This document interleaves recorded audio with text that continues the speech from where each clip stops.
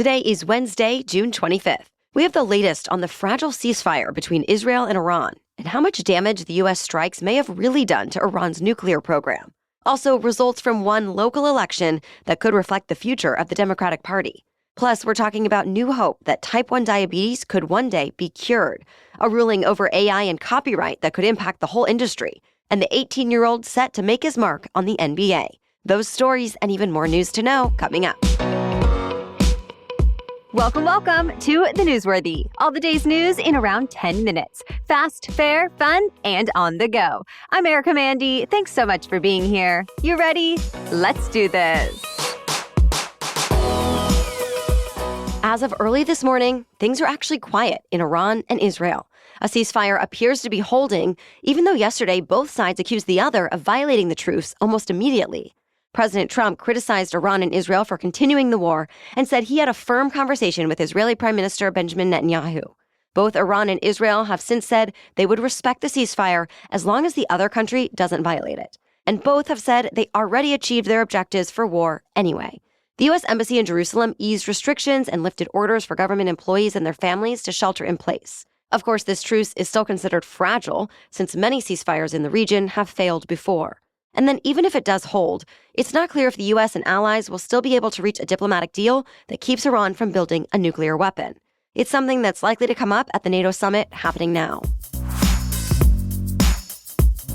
An early U.S. intelligence report found the U.S. attack on Iran did not actually destroy key components of Iran's nuclear program, and that in reality, it likely only set it back by a few months. Several news outlets like Reuters, the New York Times, and the Washington Post cite sources who say the strike sealed off the entrances to two of the facilities, but didn't actually collapse the underground buildings. The report also says much of Iran's enriched uranium stockpile was moved before the strikes. So the attack apparently destroyed very little nuclear material.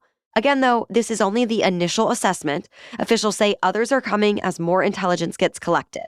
When asked about the report, the White House spokesperson said whoever leaked it is a low-level loser who did so in a, quote, clear attempt to demean President Trump and discredit the brave fighter pilots who conducted a perfectly executed mission. Trump himself said again last night the nuclear sites in Iran were destroyed, and the AP says the president has told Israeli Prime Minister Benjamin Netanyahu not to expect more military action from the U.S. No matter what's left of Iran's nuclear sites, there are concerns about last weekend's attacks inspiring more retaliation against the U.S. So now outlets like CBS News and Fox News cite sources who say the FBI is adapting. It's reportedly shifting thousands of agents from immigration enforcement to counterterrorism and cyber threats. Officially, the FBI just says the Bureau's assets are fully engaged to respond to the most pressing threats to our national security. Local law enforcement agencies in major cities like New York say they're also on high alert. To be clear, no credible threats have surfaced publicly, but the Department of Homeland Security is warning of a heightened threat environment and that supporters of Iran's regime could be inspired to commit violence. To be continued. A top official at the U.S. Justice Department allegedly told employees they would need to think about ignoring court orders before carrying out deportation flights. At least that's according to a whistleblower who used to be a lawyer at the Justice Department. He sent Congress a letter this week. The whistleblower especially called out Emil Bove, who used to be President Trump's personal attorney and is now nominated for a lifetime appointment as a federal appeals court judge. The whistleblower says Bove's direction was to make sure deportation planes take off even if a court bans them. And many courts did. In fact, even the Supreme Court said the Trump administration could not deport immigrants under the Alien Enemies Act. But the whistleblower says that did not matter to the Trump administration and that he was actually involved in 3 separate cases where the DOJ ignored court orders and high-ranking officials lied before courts. Then he says when he wouldn't do the same, he was fired. That part has been reported before. Officially, the DOJ said it fired the attorney because he failed to zealously advocate on behalf of the United States in the case of a man deported to El Salvador by mistake. In response to the latest reporting, Deputy Attorney General Todd Blanche said the whistleblower's letter was full of falsehoods by a disgruntled former employee. Either way, it's likely to come up in Bove's confirmation hearing today. New York City Democrats chose who they want to become their mayor. 33-year-old state lawmaker Zohran Mamdani pulled off what's considered a remarkable upset against the 66-year-old former New York governor Andrew Cuomo. Technically, the results are not official until the instant runoff is announced in July, but Cuomo already conceded the nomination, likely ending his chance at a comeback after scandals, and Mamdani already claimed victory. Even though they are both Democrats, Cuomo and Mamdani had very different visions for America's largest city. Cuomo wanted to hire more police and increase private housing construction. Mamdani focused on affordability, promising to freeze rents in regulated apartments, make buses free, and raise taxes on the wealthiest New Yorkers. Many analysts on the national level saw this race as a litmus test between establishment Democrats and the younger, more progressive wing of the party. Now that Mamdani has won the Democratic primary, he's starting the general election campaign as the favorite in an overwhelmingly Democratic city. More news is still coming up, but first, thanks to our sponsor, OneSkin. Of course, getting older comes with some visible signs of aging.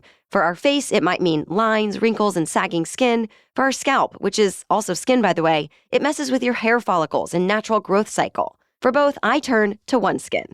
Their OS1 peptide targets all those aging cells, and the OS1 hair is the first scalp serum powered by OneSkin's OS1 peptide. It's scientifically proven to help your hair cells do what they're meant to do, grow fuller, denser, healthier hair. I love that there's a simple, straightforward, and scientifically backed thing I can do for the health of my skin, scalp, and hair. Founded and led by an all-women team of skin longevity scientists, OneSkin is redefining the aging process with their proprietary OS1 peptide. Get 15% off with the code newsworthy at oneskin.co. That's 15% off oneskin.co with the code newsworthy. After your purchase, they'll ask you where you heard about them, so please support our show and tell them we sent you. Invest in the health and longevity of your skin and scalp with OneSkin. Your future self will thank you. Now, back to the news. Scientists say a new drug could one day actually cure type 1 diabetes. A new study was published in the New England Journal of Medicine this week. Now, to be clear, the study was small, and research into the new drug is ongoing. But it's already getting a lot of attention, since about 2 million people in the U.S. have type 1 diabetes and rely on taking insulin to manage their blood sugar. The study recruited 12 people with the most severe form of type 1 diabetes. They were given a single infusion of a stem cell-based treatment. And now, 1 year later, 10 of those patients no longer need to take any insulin. The other 2 need much lower doses than they did before the trial. If the study keeps showing positive results, the drug maker plans to submit an application to the FDA next year. But there are some roadblocks. For example, stem cells can trigger immune attacks unless patients are on powerful suppressants, which the trial participants were. And those suppressants carry their own risks, like infection, and in the long term, cancer. Still, the trial participants say it's been life-changing, and some experts say they consider it to be a groundbreaking success. Federal student loan borrowers are missing payments at the highest rate on record. New data from TransUnion shows almost a third of borrowers are now delinquent on their loans, meaning they haven't made a payment in at least 90 days. And now the credit reporting company says 2 million of them could move into default by July and start having their pay docked by the government. Until past due payments are paid in full or the default status is resolved, borrowers could see up to 15% of their salary automatically deducted from their paychecks. Most student loan holders still have time to avoid that, though. TransUnion says only 0.3% of the newly delinquent borrowers have already gone into default. Artificial intelligence company Anthropic just scored a big legal win in a copyright case, and it could shape future rulings on the topic. A federal judge found it was legal for Anthropic to train its artificial intelligence models with copyrighted books, just so long as Anthropic actually bought the books. But the ruling doesn't apply to books pirated off the internet, and Anthropic will face a separate trial on that. Still, the company is celebrating yesterday's decision, saying it will enable more creativity and foster new scientific projects. Many more cases like this are still pending, and not just against Anthropic. Musicians, filmmakers, authors, and news outlets have all sued AI companies like OpenAI, Meta, Google, and more, saying they use their copyrighted material without permission. It's not guaranteed that other judges will go the same way as yesterday's, but the latest ruling does lay a foundation that wasn't there before. Videos circulating online show Tesla's self-driving robotaxis acting erratically. For example, braking suddenly, going straight through an intersection from a turning lane, and driving down the wrong side of the road. Now, federal traffic safety regulators say they want more information from Tesla about each of these incidents. Remember, Tesla robotaxis just hit the road in Austin, Texas this week, and other videos have shown them driving perfectly. For now, Tesla is still remotely monitoring the robotaxis and putting a person in every passenger seat. The NBA is welcoming its next class of basketball superstars. The draft is happening tonight, and there's little doubt about who's going to be the top pick. The Dallas Mavericks are widely expected to select Cooper Flagg, who was a standout at Duke and won multiple National Player of the Year awards. That's even though he was only 17 years old for much of the season. Now, he's such an overwhelming favorite to be selected number one that you'd have to bet $200 on him to be picked first in order to win just $1 from some sportsbooks. Round one of the NBA draft starts at 8 p.m. Eastern Time. You can watch it on ESPN and ABC. That's it for the main news today, so now it's time for Work Wednesday, when we break down one interesting career or work-related news story every Wednesday. But first, I want to take a moment to talk about our sponsor, Hiya Health.